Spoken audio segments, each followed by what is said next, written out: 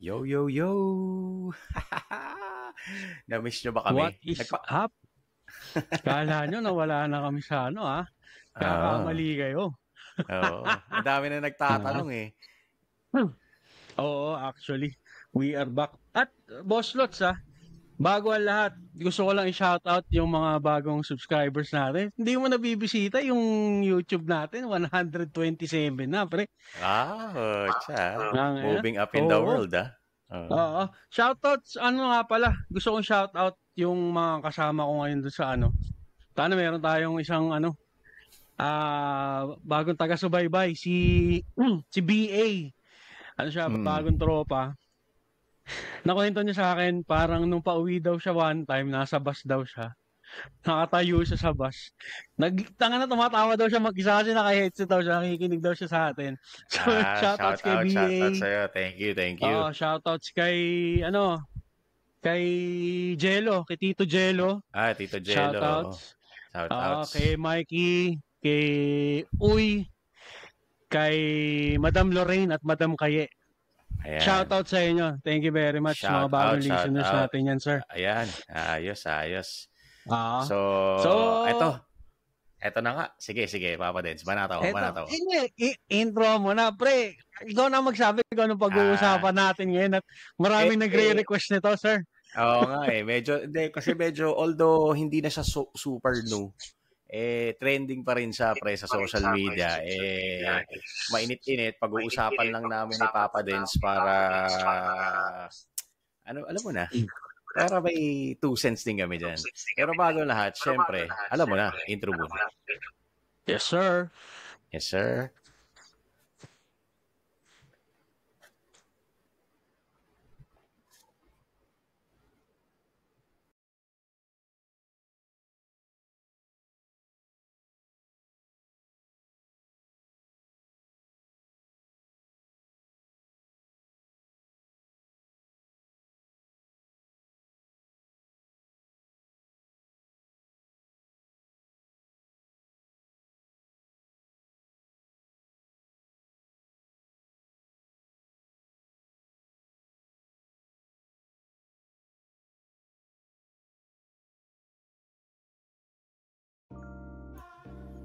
So, eto na nga. Yes, nagbabalik kami. Nagpa-miss lang kami ni Papa Dens. Kung nakasubaybay sila sa atin, nag-rides kami ni Papa Dens. Ngayon lang. Totoo. Alam nyo na, mga otits na, walang practice sa rides. Putang ina.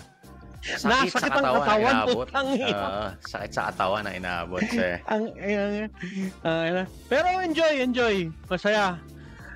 Tapos syempre, alam mo yun, nakapag-unwind ang mga otits nyo. Hindi puro pagbibigay ng opinion lang yung naggagawa. Tsaka puro work, di ba? Syempre, kailangan din natin mag-unwind. Tsaka nga pala, Boss Lots, baka meron pang di nakakakilala sa atin dyan. Ako nga pala, si Papa Dencho, yung tito mong mas galit pa doon sa putang inang nag-road rage sa sumbongerong putang ina. At guys, baka yun nga, sa mga bagong listeners natin, minsan may mga times na wala kayong maririnig sa akin kundi puro mura. May wala kayong magagawa, magmumura pa rin ako, putang ina nyo. At ako naman pala yung Boss Lots, ang tito yung medyo galit lang. Pero minsan kapag bad words din tayo kasi due to our emotions. Pero ito, ewan ko lang itong na to. Naku, tangina, malakas ang katob ko, pre. Okay. Simulan na natin to. Ito nga, yung medyo trending tong topic na to, pre. Yun nga, yung mag-ama na nag-road rage. Kasi ganito pala yun, pre. Ito nga, parang opinion ko lang naman. Yun na nga, parang yung tawag dito? Yung may nagmamadaling sasakyan. Tapos medyo siguro naangasan yung mag-ama na nakamotor, nag-traverse sa boso-boso, hinarang nila at kinompronta si Kuya. At ang masama pa doon sa road rage nila, pinatulan nila, sinapak-sapak nila si Kuya. Si Kuya kasama niya ang kanyang mag-anak, ang kanyang asawa at ang kanyang anak, di ba? May baby pa. Oo. Umiiyak na yung anak, parang walang pakialam tong mag-ama na to. Ang masama dito, pre. Alam mo kasi, may mga pagkakataon na hindi rin natin masisi kasi alam ko mali yung ginawa niya, pero parang ano na to survival of the fittest na to Pucha, kung napuruhan siya, edi siya yung mamatay. Di ba? Ito si Kuya, may dala pala na piw-piw. Ayun. Bang-bang. Oo, bineng-bang niya yung isa sa mag-ama at tinamaan yung tatay. Deads. Yun nga, nadaplisan pa nga daw yung asawa nung namarel. Di ba? So, ayun, nagkaanuhan nakakulong na yata, pre, kung di ako nagkakamali. At sumisigaw daw ng hustisya itong apparently ang mag-amang mag-amang duo na to. Pero binawian ng buhay yung tatay. Pati yung pamangkin nung namatay, pre, sumisigaw ng hustisya, pre. Na sa akin, maputol kita, Boss Lots, no? Gilang. Yung sa akin kasi dyan, pre, kagaya nga sabi mo, survival of the fittest. Parang ganun na yung nangyari kasi parang you die or I die na Ganun na Pero it's rather you than me. Oo, parang ang ano ko naman doon, pre, kumbaga yun nga sabi mo nga, maling pumatay ng tao, maling hindi i-practice mo yung maximum tolerance, lalo na kung may bakal ka. Pero ayun nga, base dun sa napanood, alam mo yung base dun sa video na feeling ko naman napanood ng madla. Parang kumbaga siguro napunta na siya sa kaibuturan nung... Kasi may ibang nagsasabi na parang dapat nag-maximum tolerance pa rin siya. Dapat hindi siya bumunot. Or, ang ano ko doon siguro, pwede siguro nag-warning shot siya na to let them know na putang ina nyo, sige, makukulit kayo, ito may baril ako. Warning shot, isa. Kaso siguro, nandun na siya sa point na putang ina, ayaw nyo pa akong tigilan. 'Di ba? Kasi ayon doon sa video, pre, hindi ang sumbong kasi nitong putang inang iyakin na anak nitong namatay. Tang ina mo, hindi ka namang ginit-git. It's just that tang ina, may iniwasan lang din siyang I don't know kung e-bike 'yon o parang tuk-tuk yung iniwasan nung SUV. Kasi parang nagmamadali daw siya, pre. Naiwan na siya ng convoy. So, syempre, hindi niya alam yung daan. Parang hinabol niya yung convoy niya. Hindi naman sinasadya na maano siya, di ba? Kaya, pre, the fact na, hindi, kasi dun sa point of view niya, pre, hindi naman siya nagit-git Nandun na tayo kumain ng daan yung SUV kasi nga may iniwasan. Pero hindi siya nagit-git. At saka, putang ina, parang ito yung lagi kong inaano dun sa mga nagmomotor, pre. Na parang makikipaghabulan ka or makikipagsingitan ka sa four wheels, putang ina, anong laban mo doon? Common sense naman. Anong laban mo doon? Mahagip ka nun, putang ina, ikaw ang kawawa. Diba? Kasi unang-una sa lahat, puta, dalawa lang gulong mo, nagbabalance ka pa. Diba? Tapos yung magsusumbong ka pa ng ganun, putang ina, parang, alam mo parang, may mga times na parang just let it go. Parang puta, ganun ba kaliit yung titi mo? Para maging ganun kaiyakin? Diba? Totoo. Tang ina, tapos at what cost? Diba? Putang ina, sige, nagmatapang kayo, at what cost? Patay tatay mo. Tang ina, is yung bang pag-aano mo na is it worth it? Na namatay yung tatay mo? Hindi naman Tapos doon din naman doon sa namatay, again, hindi kami nagbi-victim blame dito. Yung opinion namin, inaayon lang namin doon sa napanood namin. Puta, kinat niya yung SUV, pre. Yun nga, hinarang niyang parang parak, di ba?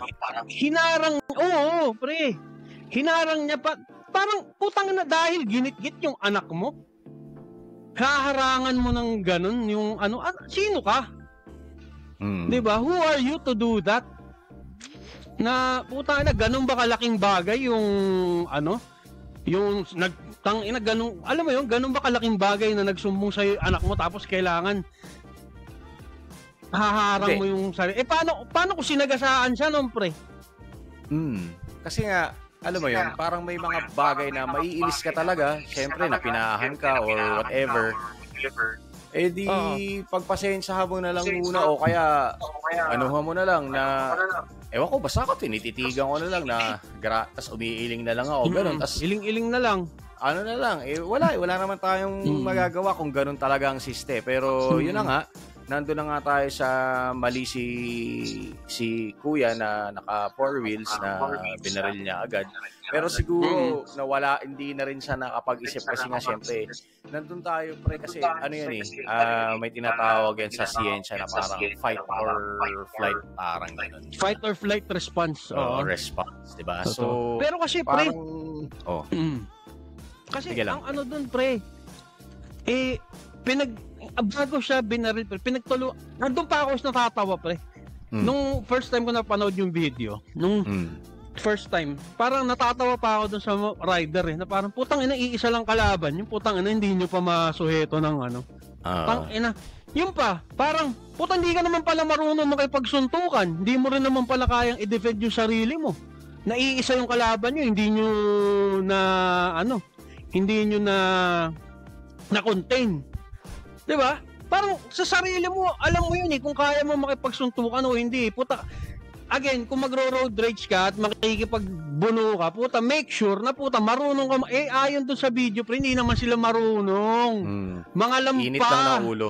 Init lang ng ulo. Oo, puta, puro bayag ang dala. Parang, walang skills. Tapos meron pa doon, pre, inaawat sila, pre. Ayaw nila talagang magpaawat. Tapos parang itong pinag-aayos nila, natumba pa nga yung, kumbaga imbis na yung may-ari ng SUV ang matumba, putang ina, siya pa yung natumba Tapos parang, ewan ko, I don't know kung correct me if I'm wrong din sa comment section ayon doon sa napanood ko kasi, yung itong si Boy SUV, medyo nung, di ba, nagpambuno na sila, na itumba niya yung isa, yung tatay. Medyo dumistansya na siya Tapos pasugod pa rin tong doon na bumunot yung naka-SUV, doon na siya pinutukan. Tapos ito pa pre, ito pa isa nakakatawa. Grupo sila na nagra-ride. Nasaan na yung mga kagrupo nyo nung binaril yung tatay mo? Wala. Nowhere to be seen. 'Di ba? Putang ina. Make sure din na putang ina, kung magsusumbong kang ganyan, yung mga kasama mo, ride or die kayo. Hindi yung putang ina, binaril yung tatay mo, nawala sila lahat. Tapos sa video may sumisigaw pa doon. Harangan nyo. O walang naglakas o bumarang. Ibig sabihin ng putang ina, hindi. Kung marunong silang sumalo ng bala. Di ba? Parang tanga putang ina. Sana nagsisisigaw na harangan nyo. Siya yung humarang doon, di ba? Wala ano nang to yun yung inaano natin na parang wag paganahin ang init ng ulo. Always exercise maximum tolerance lalo na sa mga daan-daan kasi ako pre aminado ako mainitin din ang ulo ko pag nagda-drive pero umano lang ako yung alam mo yun nagmumura na lang ako doon sa loob ng kotse o sa loob ng helmet mga ganun so yun talaga ang technique dyan pwede mo naman ilabas kaso sa helmet mo na lang o sa loob na lang ng sasakyan sa loob ng sasakyan kasi ako guilty din ako dyan, pre, yung nabubwisit din talaga ako. Kasi nakaka-trigger naman kasi talaga. Pero, ayun nga, parang isigaw mo na lang sa loob, burahe mo sa loob ng sasakyan. Putang ina, tanga, ganyan. Pwede naman yun Wala na mga awat sa'yo pag gano'n, di ba? Tama. Alam mo yun. Tsaka, pre, ayon din dun sa video, madugtong ako lang. Galit na galit sila doon sa SUV dahil nga daw reckless. Putang na, nakita ko doon sa video, poke ng ina din nila magpatakbo De, tsaka ito daw ang chismis, pre. Bago daw ang eksena na yon, makukulit na daw mag-ride yung mag-ama.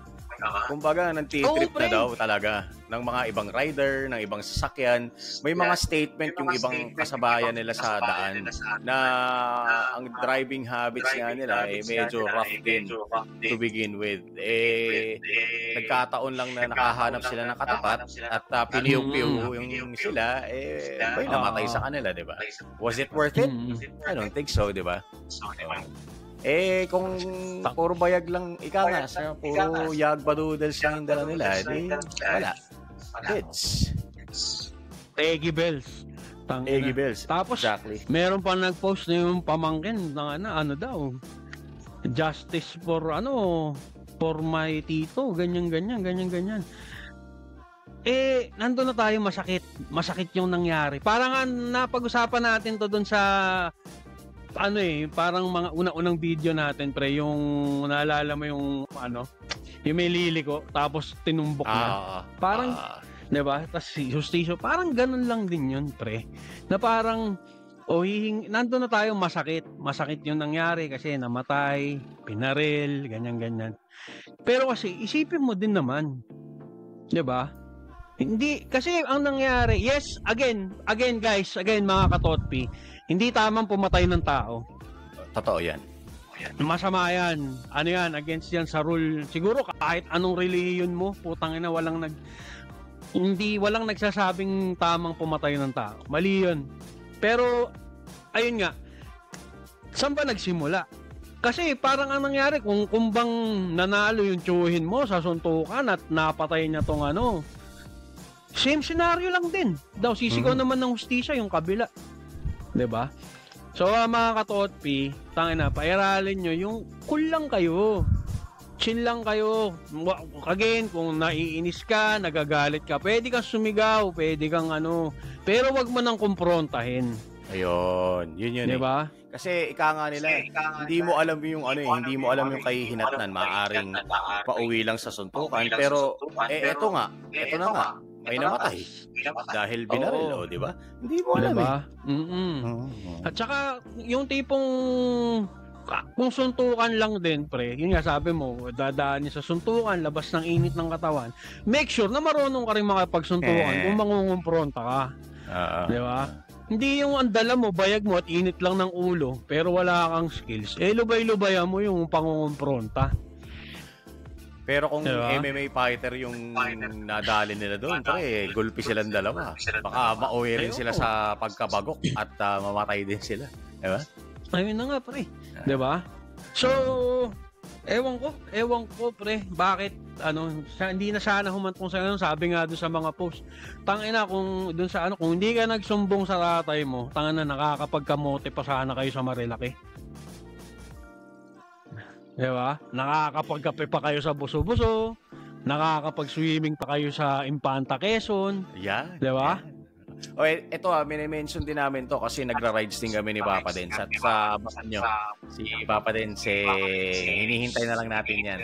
At dadalasan namin ng pag-rides. Pero yun nga, nagra-rides din kami. Nag-4 wheels din kami. Diba? Diba? May mga mga tamang avenue lang yan sa mga to make the long story short, yun nga,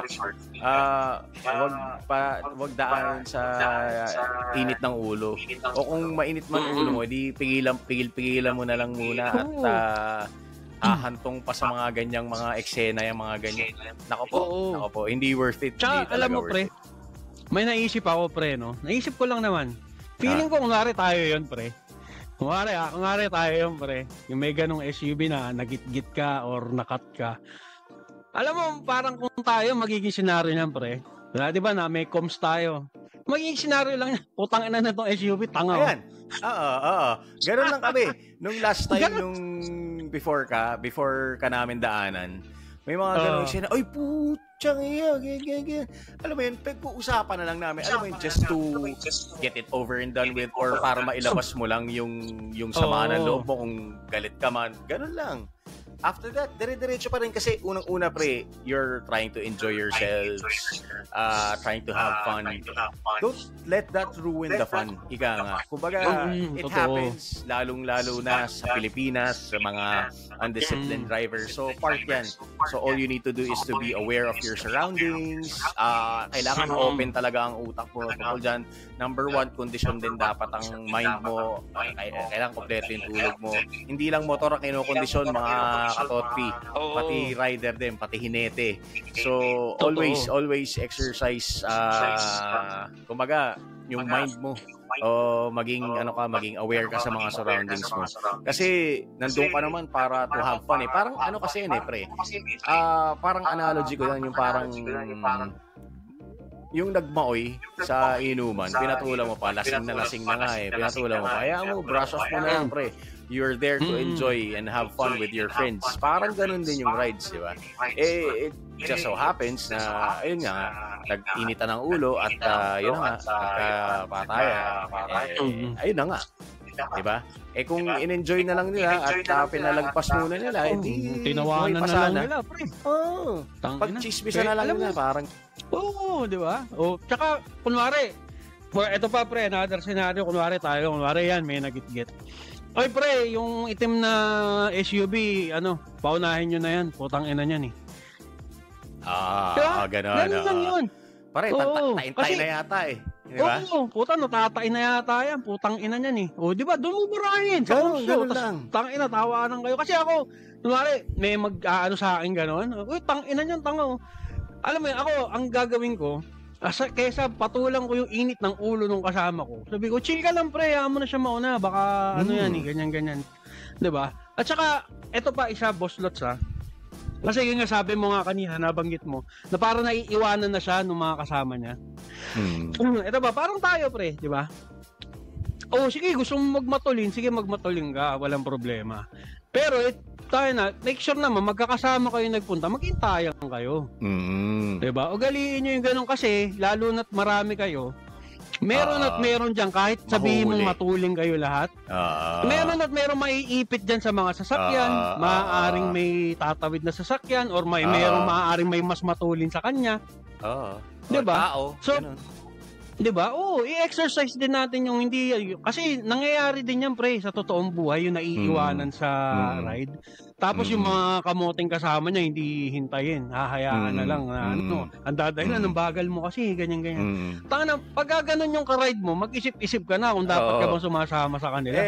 Di ba nga pre, di ba nung nauna yung dalawa, naalala mo? Tapos ako, nauuna rin ako. Pero minimake sure ko na magso-slow down ako.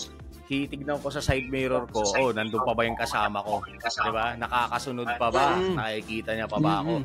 Or kung halimbawa, may lilikuan kayo, kailangan mag-slow down na kayo bago kayo lumiko, hintayin nyo munang makahabol. Or better yet, para sa akin to better yet, mag-invest kayo sa comms. Kahit sa cellphone lang pre, diba? Pwede naman yun eh.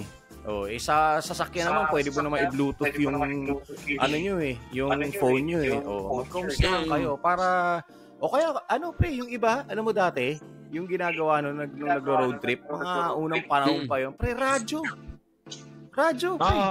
May radyo. Ganun lang. Kung talagang trip nyo yung mga ganyan, gumawa na kayo ng mga preparations. Isa nga doon, is yun nga yung disiplina na maghintayan kayo, and at the same time magkaroon kayo ng communication device. Any communication device will do, diba? Totoo. Tsaka alam mo yun nga, kasi baka sasabihin ng iba, hindi mahal kasi yung comms ng yung kinakabit sa helmet. Hindi mo naman kailangan bumili nun. Kung hindi mo kailangan ipilit bumili nun, merong maraming avenue, napakaraming app sa cellphone na sa pwede kayong mag-comms doon. Lahat naman na may cellphone, di ba? Lahat naman may smartphone diba? Smartphone, ta siguro naman puta kahit yung tagwa 100 na headset sa Shopee, may nakabili kang motor eh. Di ba? Siguro yung tagwa 100 or mga 500 na headset sa Shopee, may pambili ka nun. Di ba? Yun nga, kotse nga eh. Pre, nakabili nga ng kotse eh. Syempre may cellphone din yun. Ang dami-daming app sa cellphone. May Viber, May Telegram, kung mga mahilig sa bold. Oo, ano ko lang yung Telegram. Actually, reliable yung Telegram. Hindi lang pang-bold yan. I-maximize yung usage ng app. Hindi yung puro kayo bold. Kasi, kaya pag sinabi mong Telegram, papasok sa utak ng tao, ay putang na, scandal to, bold to, magaganon. Diba? I-maximize nyo yung paggamit ng app. Hindi yung for its intended purpose eh. Ito kasi hindi naman ganoon talaga yung purpose niya eh. Nagkataon lang na ginagawang channel yun ng ano. Pero yun, kasi 'di ba? Ang ginamit natin ng Telegram, 'di ba? Ang ganda. Ang dami. Alam mo naman eh, Viber, Discord, marami. Kasi kasi kapag kapag nag-load ka ng mga around 50 pesos sa data gano'n. Mababa lang naman ang konsumo sa data ng mga ganong klaseng apps eh. Totoo. And at the same time, hindi naman kayo nagbi-video. Oo, o kaya kung wala talaga pre, halimbawa nahuli ka, tawagan mo, siguro naman naka-dock yung mga cellphone nyo, may nag-waste. O pre, asan ka na? Malapit na. Diyan, nadaanan na namin yung ganito. Daanan mo na ba yung lugar na yun? Yun, sige. Tsaka kayo mag-communicate. Maraming ways. Medyo nalalayo na nga itong usapan namin ni Papa Dens, pero parang part din yun para hindi kayo magkainitan or hindi kayo magmadali, di ba? Kumbaga, kind of connected in a way. Diba? Tsaka masaya kasi aminado naman tayo dyan, pre, aminin naman natin o hindi. Pag nagra-rides, may mga part na boring eh. May mga part na nakakatamad eh. So, alam mo yun, yung tipong may kakwentuhan ka, nagkukwentuhan kayo sa pantanggal antok na din. Yung pangit ng daan dito. Tsaka, yun pa pre, isa pang magandang yan, yung may comms kayo, pag nagra-rides kayo, is, kunwari, may checkpoint. Pre, may checkpoint dito, may magbagal ka na. Pre, may dito, pangit yung kalsada dito, o ka na, kung matulin kayo, o may medyo mag-minor. Mag-minor. Di ba? Mga ganun. Tapos parang yung ginagawa natin nun, pre, yung nung magkakadikit tayo, pre, may lalabas sa sasakyan sa kanan, di ba? Parang yung, ang sarap sa feeling ng ganun na putang ina yung tawag doon, nagra-rides kayo, tapos may, alam mo yun, concern kayo sa isa't isa, concern kayo sa safety, parang, kasi at the same time, pre, parang parang safety din yun eh, di ba? Parang may nai-eliminate ka na factor kasi syempre pag, alimbawa, ito nga, sa pagra-ride sa two wheels, syempre kailangan alert ka all the time. Syempre, hindi naman 100% nakikita mo lahat. May nakikita yung kasama mo na baka hindi mo makita. Kaya nga nandun yung comms, pre. It's an additional layer of safety between the group, parang gano'n, di ba? So yun, wala lang. Yung mga kamote, try nyo mag-ride ng ganun, puta, ang sarap. May kwento. Tsaka yun yung nabanggit ko kanina, nakakabawas ng antok.